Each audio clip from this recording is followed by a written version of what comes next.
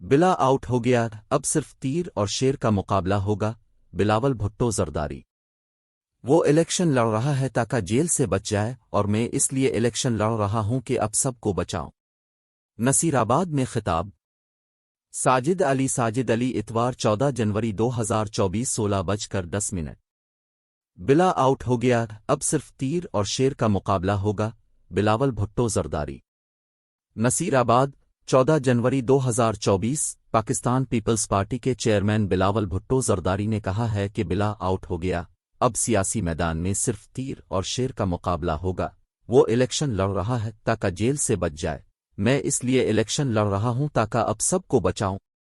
بلوچستان کے علاقہ نصیر آباد میں جلسے سے خطاب کرتے ہوئے انہوں نے کہا کہ کیا آپ اسے ووٹ دیں گے جس نے 3 بار وزیر اعظم رہ کر بھی کوئی کام نہیں کیا؟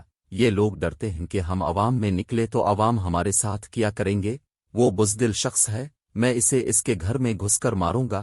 شیر کے شکار کے لیے تیر استعمال ہوتا ہے، مل کر شیر کا شکار کریں گے، کیونکہ یہ وہ لوگ ہیں جو کبھی حکومت میں آتے ہیں تو لوگوں کو مسائل میں دھکیل دیتے ہیں، جب پیپلز پارٹی کی حکومت آتی ہے تو ہم عوام کو ریلیف پہنچاتے ہیں۔ سابق وزیر خارجہ نے کہا کہ آج میں بلوچستان کی سرزمین پر کھڑا ہو کر اسلام آباد کو ایک پیغام پہنچانا چاہ رہا ہوں کہ چاروں صوبوں سے تعلق رکھنے والے عوام اسلام آباد میں بیٹھے ہوئے حکمران سے خوش نہیں ہیں۔ 3 بار وزیر اعظم رہنے والے کو 4تھی بار وزیر اعظم بنایا جا رہا ہے۔ پاکستانی عوام کو یہ فیصلہ نامنظور ہے۔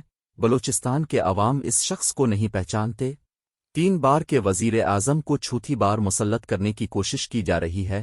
ہم اس شخص کو کیوں کر مانیں جو 3 بار ناکام ہو چکا ہے؟ ہم 8 فروری کو اپنا حق چھین کے لے گے۔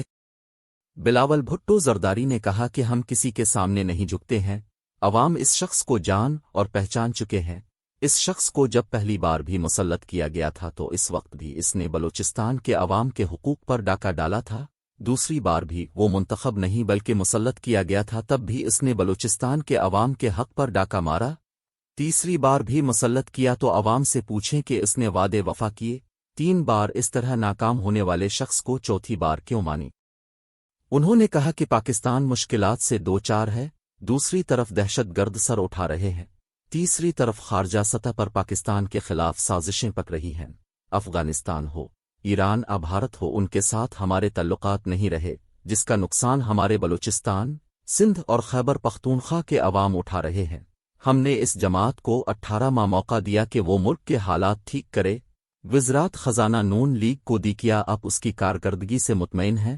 کیا آپ اس جماعت کے وزیر خزانہ کو پھر دیکھنا چاہتے ہیں؟ کیا مہنگائی، غربت اور بے روزگاری میں کوئی کمی ہوئی ہے؟ ہمیں وہ لوگ چاہیے جو 3 دہائیوں سے عوام کی خدمت کر رہے ہیں۔